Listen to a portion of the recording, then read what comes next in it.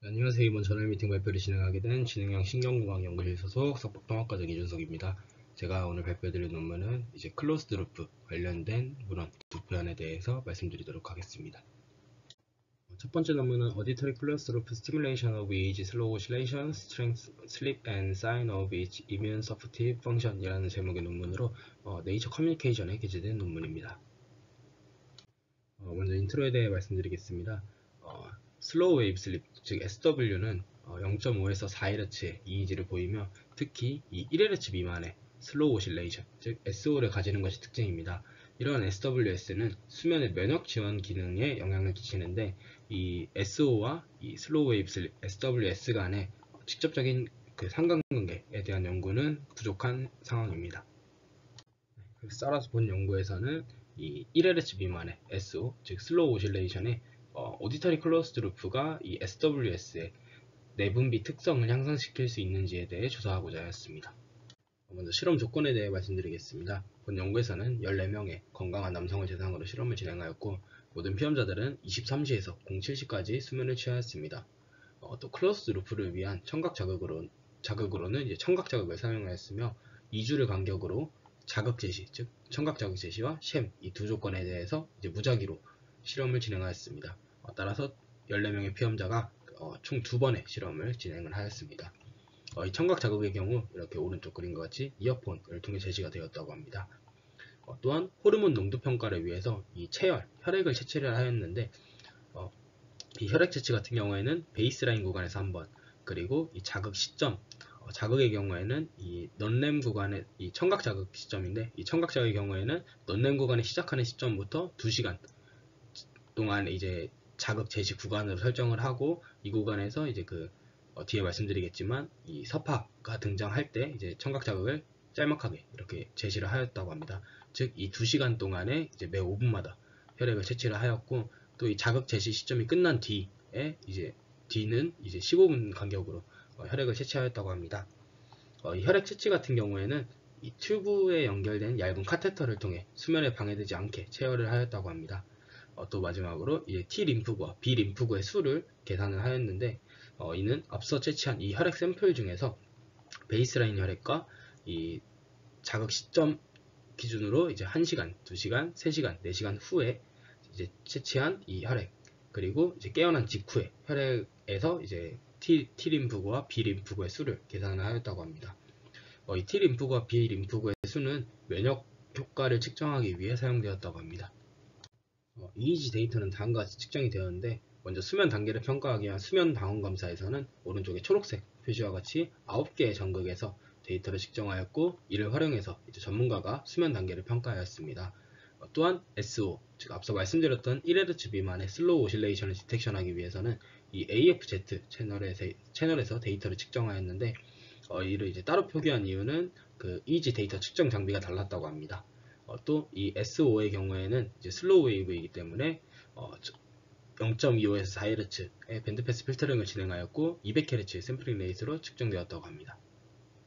청각 자극의 경우 앞서 이제 넌램이 시작한 시점부터 2시간 동안 제시가 되었다고 했는데 이 2시간 동안 2시간의 구간 내에서 이 SO가 검출된 구간, 즉 슬로우 오실레이션이 검출된 구간에서 이제 짧게 자극이 제시가 되었습니다. 이 SO의 경우에는 그 필터링 된 데이터, 즉 이 AFZ에서 측정된 이 필터링 AFZ에서 측정이 되었고 앞서 0.25에서 4Hz 밴드패스 필터링 된 이 데이터가 네거티브하게 그 마이너스 80 마이크로볼트보다 작을 경우에 이제 트리거링이 되어서 청각 자극을 제시하였습니다. 또 피험자별로 이제 조정된 그 딜레이 타임을 두고 자극을 제시하였다고 합니다. 청각 자극은 이 핑크 노이즈를 제시가 되었으며 짧은 비품처럼 제시가 되었다고 합니다. 또 선행 연구에 따라서 첫 번째 SO가 검출된 후에 이 1075 미리세컨드 뒤에 자동적으로 두 번째 자극이 제시가 되었습니다. 이는 이제 그 첫 번째 SO가 검출된 이후 두 번째 SO가 검출되지 않아도 이제 무조건적으로 첫 번째가 검출이 되면 두 번째 자극을 제시를 하였다고 합니다. 그리고 두 번째 자극 이후에는 2.5초 동안에 이제 SO가 검출이 되어도 자극을 제시하지 않았고 이후 이제 2.5초가 지난 뒤에 SO가 검출이 될 경우에 다시 첫 번째 자극을 제시하고 또 두 번째 자극을 제시하고 또 2.5초 동안 자극을 제시하지 않고 이러한 순서대로 반복되어서 자극이 제시되었다고 합니다.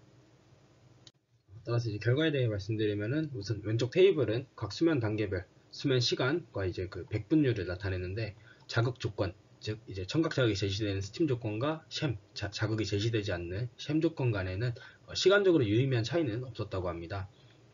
EEG의 경우에는 이제 자극을 제시하였을 때 샘 대비 그림과 같이 슬로우 오실레이션을 뚜렷하게 활성화시키는 것을 확인할 수 있었습니다. 보시면 이제 자극을 받았을 때는 이 청각 자극 제시 시점에 맞춰서 이제 이 슬로우 웨이브가 이렇게 오실레이션 하는 것을 확인할 수 있으며 샘의 경우에는 그런 경향이 안 보이는 것을 확인할 수 있습니다. 또한 이를 정량적으로 분석했을 때 통계적으로 유의미하게 이 SO 파워와 SO 앰플리튜드가 샘 대비해서 증가하는 것을 확인할 수 있었습니다. 따라서 이 해당 클로즈드 루프 청각 자극 기반의 클로즈드 루프 시스템이 이 슬로우 오실레이션 즉 SO를 활성화시킨다는 것을 확인하였습니다. 다음 결과는 혈액을 통해 측정한 호르몬 농도 즉 이 코티솔과 알도스테론, 프로락틴이라는 호르몬의 수치에 미치는 영향에 대한 결과입니다. 코티솔의 경우에는 베이스라인 대비해서 자극이 제시되었을 때 초반 70분 가량 이제 유의미하게 좀 샘 대비 낮아지는 것을 확인할 수 있었습니다. 또한 이제 알도스테론의 경우에는 자극 제시 후 4시간 동안 유의미하게 이제 그 샘 대비해서 증가를 하였으며 8시간 동안에는 통계차는 안 나지만 P값이 이제 0.075 정도로 통계적 유의성에 근접하게 증가를 하였다고 합니다. 또 프로락틴의 경우에도 이제 통계차는 안 나지만 통계적 유의성에 근접하게 이제 P값이 0.075 정도로 통계적 유의성에 근접하게 이제 증가하였다고 합니다. 이러한 결과들은 이 선행 연구 결과를 통해 이제 그 면역력을 향상시키는 호르몬 환경을 강화하는 것을 의미한다고 합니다. 그리고 이제 오른쪽 결과는 T 림프구와 B 림프구의 수에 대한 결과입니다. 회색의 경우에는 자극이 제시되었던 120분을 나타내며 T 림프구와 B 림프구 모두 자극이 끝난 이후 3시간 딱 자극 시점 기준으로 3시간 정도가 지난 후에 통계적으로 유의미하게 샘 대비해서 이 T 림프구와 B 림프구의 수가 감소하는 것을 확인할 수 있었습니다. 특히 이 호르몬의 변화보다 이 림프구 수의 변화가 양리학적 측면에서 면역력 증진에 더욱 기여할 수 있고 또 이는 이제 면역력뿐만이 아니라 인지 기능과도 어느 정도 관련이 있다고 합니다. 따라서 이러한 결과들을 종합적으로 정리하여 청각 자극을 통해 이 슬로우 웨이브 슬립, 즉 이 넌렘 수면 단계에서 이 슬로우 오실레이션, 즉 1Hz 미만의 슬로우 오실레이션을 활성화시켰을 때 면역력 증진에 기여할 수 있는 가능성을 확인할 수 있었습니다. 따라서 이제 결론적으로 본 연구에서는 EEG의 그 슬로우 오실레이션을 활성화시켜서 면역력과 관련된 호르몬, 즉 내분비 활동과의 관련성을 확인하고자 하였으며 실제 본 연구에서 사용한 청각 클로스드 루프 시스템을 통해 슬로우 오실레이션을 성공적으로 활성화시키는 것을 확인할 수 있었고 이를 통해 이제 그 호르몬 변화를 확인하여 실제 그 내분비계 활동에 영향을 끼치고 특히 이제 그 이러한 슬로우 오실레이션의 활성화가 그 면역력의 증진에 관련이 있다고 검증을 진행하였습니다. 이러한 연관성을 증명한 최초의 논문이라고 이제 저자들이 얘기를 하기에 이런 본 논문이 좋은 저널에 이렇게 게재되지 않았을까 생각이 됩니다. 다음으로 발표드릴 논문은 Wearable EEG Electronics for a Brain AI Closed Loop System to Enhance Autonomous Machine Decision Making 이라는 제목의 논문으로 MPJ Flexible Electronics라는 저널에 게재된 논문입니다. 해당 논문은 클로스드 루프 시스템을 위한 웨어러블 EEG 전극과 이 클로스드 루프 시스템 개발에 관한 내용의 논문입니다. 먼저 인트로에 대해 말씀드리면 첫 번째 문단에서는 최근 기술의 발달로 인해서 웨어러블 및 이식형 전자기기를 기반으로 하여 생체 신호, 즉 이 바이오 인포메틱스를 지속적으로 측정할 수 있게 되었다고 합니다. 두 번째 문단에서는 스티븐 스필버그의 영화 AI라는 이제 영화 이야기를 간단하게 언급하면서 인간의 감정을 이해하고 양방향 소통이 가능한 로봇에 대한 이야기를 합니다. 하지만 아직까지는 이 생체 신호 측정을 위한 전극의 이제 좀 장기간 측정할 수 있는 능력, 또 이제 전극의 크기, 사이즈 문제, 그리고 노이즈와 같은 문제들이 있기에 보다 실용적이고 편리한 AI 시스템을 위해선 이러한 시스템의 발전이 필요하다고 언급하고 있습니다. 따라서 본 연구에서는 문신과 같은 전극과 커넥터를 기반으로 한 웨어러블 디바이스를 제안하고 클로즈 루프 시스템의 컨셉을 제안합니다. 이러한 시스템을 통합해서 BACLOS라는 이제 이름으로 이제 컨셉을 제안하게 되는데, 이 클로즈 루프 같은 경우에는 그림과 같이 AI가 어떤 디시전을 하면은 인간이 이를 보고 이때 나오는 뇌파를 기반으로 이제 옳은 결정을 했는지 아니면은 좀 잘못된 결정을 했는지를 이제 뇌파를 기반으로 AI가 이제 판단을 하여서 이를 강화학습 기반으로 좀 업데이트, 러닝을 진행해서 이제 업데이트가 돼서 이제 다시 옳은 결정을 내릴 수 있게 이러한 클로스드 루프 시스템을 본 연구에서는 제안하고자 합니다. 첫 번째 연구의 경우 본 연구에서 제안한 시스템, 즉 이제 보다 편리하고 실용적인 AI를 위해 필요한 뇌파 측정 전극에 관한 내용입니다. 뇌파 전극의 경우 오랫동안 임피던스가 유지되면서 사이즈도 작아야 하고 움직이면서도 측정이 가능해야 할 필요가 있습니다. 따라서 본 연구에서는 이제 그림과 같이 타투 형식의 전극을 개발을 하여 실험을 진행하였습니다. 이러한 타투 형식을 개발함으로써 이제 사이즈도 확실히 상용화된 장비 뇌파 측정 장비보다는 이제 간소화된 것을 확인할 수 있었고, 또 임피던스 또한 이제 오랫동안 유지가 할 수 있는 이러한 전극을 개발을 하였습니다. 또한 이제 그 움직이면서 신호를 측정하여도 이제 그 움직임에 의한 노이즈가 적어야 하기 때문에 실제 상용화된 장비 중 하나인 웨어러블 장비 중 하나인 CEG 리드와 CEG 리드를 이 오른쪽에 함께 부착을 하여서 이렇게 개발한 전극과 CEG 리드 두 개를 동시에 부착을 하고 이제 실제 걷거나 자전거를 타거나 스쿠터를 타거나 운전을 하거나 이러한 다양한 움직이는 상황에서의 이제 뇌파를 측정을 하였고, 이 두 신호에서 측정된 신호를 비교를 하여서 좀 움직임에 관한 노이즈를 비교를 하고자 하였습니다. 이 실험의 경우에는 총 2명의 피험자를 대상으로 진행을 하였으며, 그 움직임에 관한 신호를 보기 위해 이 알파 대형만을 분석에 사용하였다고 합니다. 두 번째 실험의 경우에는 이 ERP와 ERIP, Error Related Potential이라는 ERIP 실험을 측정하기 위해 오드블 태스크와 RC카 태스크, 그리고 어시스턴트 인터페이스 태스크를 진행하였습니다. 이 ERIP의 경우에는 이 ERP의 한 종류로 에러, 즉 잘못된 상황을 인지했을 때 나타나는 뇌파 패턴이라고 합니다.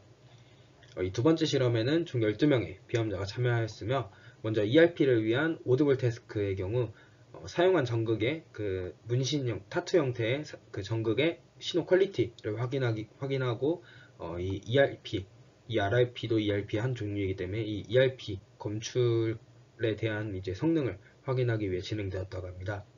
오드블 태스크의 경우에는 청각 자극을 사용하였으며 3개의 테스트 조건에 대해 다음과 같이 실험을 진행하였습니다. 이 3개의 테스트 조건에 대해서는 뒤에 다시 말씀드리도록 하겠습니다. 그리고 태스크를 진행할 때는 EOG 아티팩트를 제거하기 위해 EOG 아티팩트를 배제하기 위해서 눈을 감은 상태에서 실험을 진행하였고, 청각 자극의 경우에는 0.1초 동안 제시가 되었고 이제 0.9초 간격으로 인터벌을 가지고 제시가 되었다고 합니다.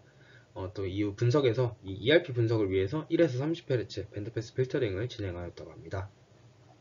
또 이제 ERIP를 도출하기 위해서 RC카 태스크와 어시스턴트 인터페이스 태스크를 수행하였는데, 먼저 RC카 태스크의 경우에는 아래 그림과 같이 RC카가 이 라인을 따라 이렇게 자동으로 움직이는 것을 피험자는 그냥 가만히 보고 있습니다. 이때 RC카가 이제 여기 보이는 스탑 라인에 정확하게 제대로 멈춰야 하지만 일정 확률, 즉 2%, 5%, 10%, 20%, 50% 이렇게 랜덤하게 설정된 일정 확률로 이제 멈추지 않을 때가 있습니다. 따라서 이렇게 RC카가 멈춰야 되는데 멈추지 않고 그냥 갈 경우 피험자가 이를 보고 있을 때 좀 잘못된 상황이라고 이제 판단을 하여서 이 잘못된 상황에 반응하여 나타나는 이 RIP를 검출하고자 하였습니다.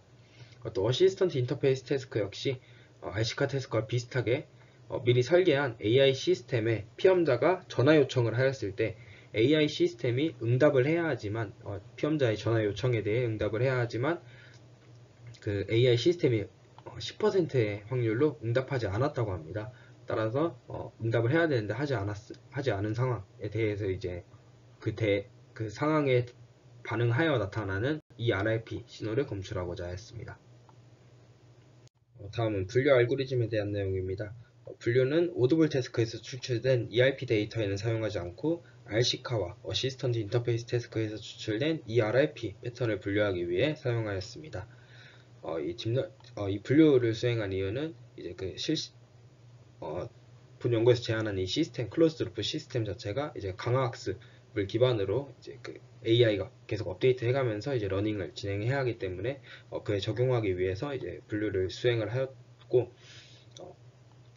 먼저 타겟, 즉 이제 RC카가 멈추지 않았거나 인터페이스가 응답하지 않은 상황과 그렇지 않은 논타겟 상황 간의 이제 분류를 시도하였는데, 아무래도 이 타겟의 비율이 적기 때문에 타겟과 논타겟의 이제 불균형 문제가 심해서 이 논타겟 데이터를 랜덤하게 셀렉션하여서 샘플 사이즈를 맞춰주었다고 합니다. 이후 머신러닝 알고리즘과 딥러닝 알고리즘을 사용하여 분류를 수행하였는데, 머신러닝 알고리즘의 경우에는 로지스틱 리그레션, LDA, KNN, 랜덤 포레스트, SVM 이 5개의 알고리즘을 통해서 분류 성능을 도출하였다고 합니다. 또 딥러닝 알고리즘의 경우에는 DNN과 LSTM 알고리즘이 사용되었다고 합니다. 이 딥러닝 알고리즘의 경우에는 실제 이 분류 성능을 보기 위한 오프라인 분석 이외에도 뒤에 이제 말씀드리겠지만 온라인 실험에도 함께 사용이 되었다고 합니다. 따라서 결과에 대해 말씀드리면, 먼저 첫 번째 실험에서 수행하였던 전극의 안정성을 평가하기 위해 움직이는 도중 측정한 EEG에 대한 결과입니다. 결과를 보시면 먼저 여기 이쪽에 이렇게 표시된 B, C, D, E, F 결과들은 모두 이제 걷기를 진행했을 때의 결과입니다. 걸을 때 EEG 신호는 제한한 제한한 전극, 즉 이 타투 형식의 이 EEG-D라는 이 전극이 CEG, 좀 상용화된 제품 중 하나인 CEG 리드에서 측정한 신호 대비해서 좀 안정적으로 측정이 되는 것을 확인할 수 있으며, 이 RMS 값을 통해 좀 정량 분석을 수행하였을 때도 앉아있을 때는 두 전극 간에 큰 차이가 없지만 걷기를 진행하였을 때 CEG 리드에서는 이렇게 큰 폭으로 RMS 값이 증가하는 것을 확인할 수 있으나, 제한한 전극의 경우에는 이 앉아있을 때보다 약간 상승하긴 했지만 그렇게 크게 증가하지는 않는 것으로 확인할 수 있습니다.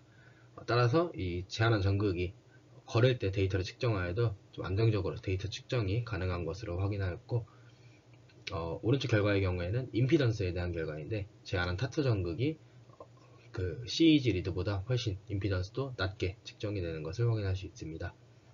아래 결과는 이제 걷기를 진행할 때 측정한 데이터의 FFT 결과인데, 보이는 여기 COMM은 CEG 리드에서 사용된 일반적인 이 스티커 전극과 이 전극선, 커넥터, 즉 전극선을 의미하며, 이 TATT의 경우에는 제한한 타투 형식의 전극과 타투 형식의 커넥터를 의미합니다. 이를 이제 다양한 조합으로 본 연구에서 이제 이렇게 다양한 조합으로 실험을 진행하였는데, 결과를 보시면은 이 타투 커넥터, 즉 여기서 이 커넥터만 타투로 바꿨을 때 전극은 그대로 있고 커넥터만 바꿨을 때는 0에서 2Hz의 간접 노이즈를 효과적으로 줄여주는 것을 확인할 수 있었고, 또 여기서 그 타투 전극까지 바꿨을 때 타투 전극이 이 2에서 4Hz의 모션 아티팩트라고 합니다. 이 2에서 4Hz에서 발생하는 이러한 아티팩트들이 모션 아티팩트라고 하는데, 이 모션 아티팩트를 효과적으로 줄여주는 것을 확인할 수 있었습니다. 또 마지막으로 이제 걸을 때, 자전거 탈 때, 스쿠터 탈 때, 운전할 때 측정된 신호를 보면은 이 회색으로 표시된 부분이 CEG 리드에서 측정된 신호인데, 신호이고, 이 색깔로 표시된 부분이 이 제한한 전극에 의해서 측정된 신호인데, 회색 신호는 이렇게 좀 노이즈가 자글자글한 것을 확인할 수 있으나, 제한한 전극에서 측정된 신호의 경우에는 보다 안정적으로 데이터 측정이 가능한 것을 확인할 수 있습니다. 다음 결과는 두 번째 실험에서 진행한 청각 오드벌 태스크에 대한 결과입니다. 오드벌 태스크의 경우에는 앞서 제가 3개의 테스트를 진행하였다고 하는데, 먼저 이에 대해 간단하게 설명을 드리면, 테스트 1의 경우에는 단순하게 타겟 사운드를 1000Hz의 비품, 논 타겟 사운드를 250Hz의 비품을 사용한 경우였고, 테스트 2의 경우에는 타겟 사운드로 NO라는 이제 말이 음성이 사용되었고, 논 타겟의 경우에는 YES라는 음성이 사용되었습니다. 또 타겟 3의 경우에는 테스트 3의 경우에는 타겟 사운드로 NO라는 음성이 나왔고, 논 타겟 사운드로는 아무런 소리도 나오지 않는 사일런스가 제시되었습니다. 따라서 이제 오른쪽 그림과 같이 각 테스트, 즉 테스트 1, 테스트 2, 테스트 3, 즉 각 테스트에 대한 P300 ERP 결과를 보면은 모든 테스트에서 타겟의 P300이 이렇게 성공적으로 검출되는 것을 확인할 수 있었습니다. 다음 결과는 ERRP 검출을 위한 RC카 결과입니다. 아래 결과의 이 선들은 각각 그 2%, 10%, 50% 스탑을 나타내는데, 이는 이제 타겟의 비율, 즉 2%의 경우에는 전체 100번 RC카가 스탑 라인을 지나쳤을 때 98번은 멈췄다가 갔고 2번은 그냥 지나간 경우를 의미합니다. 따라서 이 기계가 좀 예기치 못한 행동을 했을 때 이 ERRP, 즉 에러 기반의 이 포텐셜이 검출이 될까라는 이제 테스트를 진행하였을 때의 결과이고, P300 결과를 보시면은 모든 타겟 결과가 스탑, 즉 스탑은 이제 멈췄다 간 경우이기 때문에 이 논 타겟 대비 논 타겟 신호이고, 이 파란색 선 논 타겟 대비해서 2%, 10%, 50% 이 모든 타겟의 결과가 더 크게 ERP P300이 나타나는 것을 확인할 수 있었고, 또 타겟의 비율이 낮을수록, 즉 2%가 가장 높고 10%가 그다음 50% 이런 식으로 타겟의 그 비율이 낮을수록 P300이 크게 검출되는 것을 확인할 수 있었습니다. 오른쪽 결과는 이 데이터셋을 사용해서 분류를 진행한 결과이며, 왼쪽은 인풋 데이터의 레인지, 즉 어느 구간에 쓸지 0부터 300, 500에서 50에서 350, 100에서 400 이렇게 레인지를 나눠서 비교를 한 거고, 오른쪽은 타겟의 비율, 즉 이제 2%일 때, 10%일 때, 50%일 때의 비율에 따른 분류 성능을 나타냅니다. 결과를 보시면은 그 초록색, 즉 LSTM 모델을 사용했을 때가 가장 좋은 성능을 이 양 조건 다 모두 가장 좋은 성능을 보였으며, 이 모든 조건에서 80%가 넘는 정확도를 보이는 것을 확인할 수 있었습니다.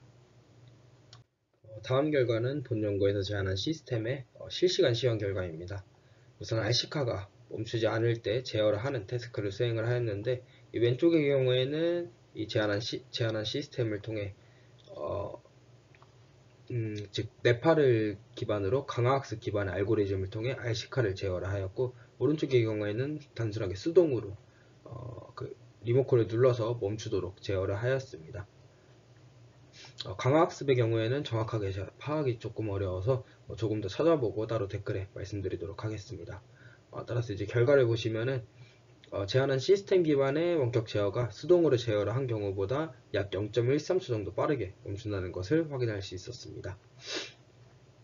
두 번째는 일종의 내비게이션 시스템을 구현을 하여 RC카가 피험자가 원하지 않는 방향으로 갈 때 초기 세팅으로는 50대 50 확률로 이제 RC카가 이제 두 갈래길에서 50대 50 확률로 가야 하지만, 피험자가 원하지 않는 방향으로 갈 때 나오는 이 ERRP를 검출하여서 강화학습 기반의 러닝을 진행하여 이제 계속 반복하여 이제 그 트랙을 반복하여 이제 지나갈 때 이제 강화학습을 기반으로 이제 피험자가 좀 원하는 방향으로 이렇게 RC카가 움직일 수 있는 이러한 시스템을 만들었고, 강화학습이 5번 정도 이제 이 트랙을 5번 정도 반복하였을 때 강화학습 기반의 특히 이 LSTM 기반의 강화학습을 적용하였을 때 100%의 정확도로 피험자의 의도대로 RC카가 움직이는 것을 확인할 수 있었습니다.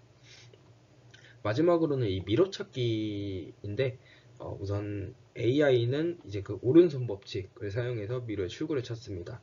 이 오른손 법칙이란 입구에서부터 이 오른쪽 벽만 쭉 따라가는 이런 방법을 의미하고, 이렇게 쭉 따라가다 보면은 결국은 이제 출구가 나온다는 이 법칙을 사용한 것입니다. 이때 피험자는 이 오른손 법칙을 사용하는 것을 이렇게 쭉 보고 있다가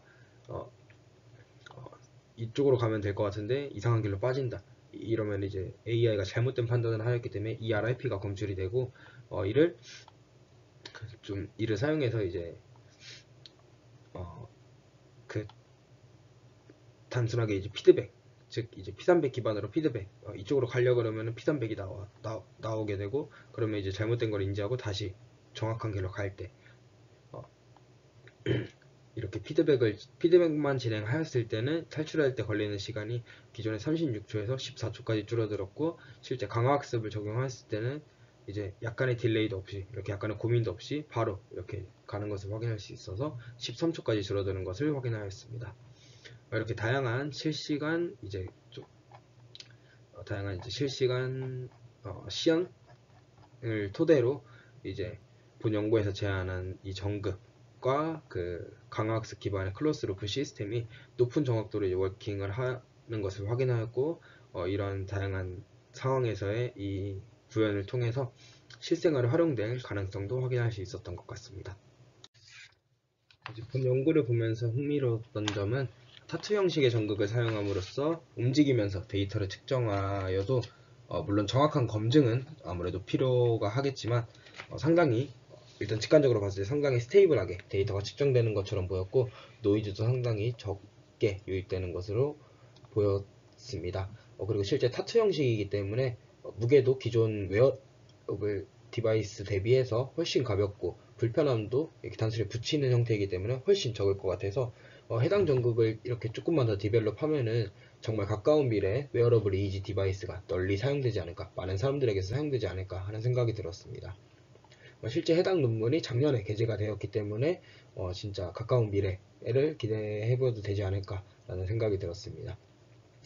또한 ERIP 기반의 이러한 시스템을 개발할 경우에 다양한 분야에서 좀 활용이 가능할 것이라고 생각됩니다.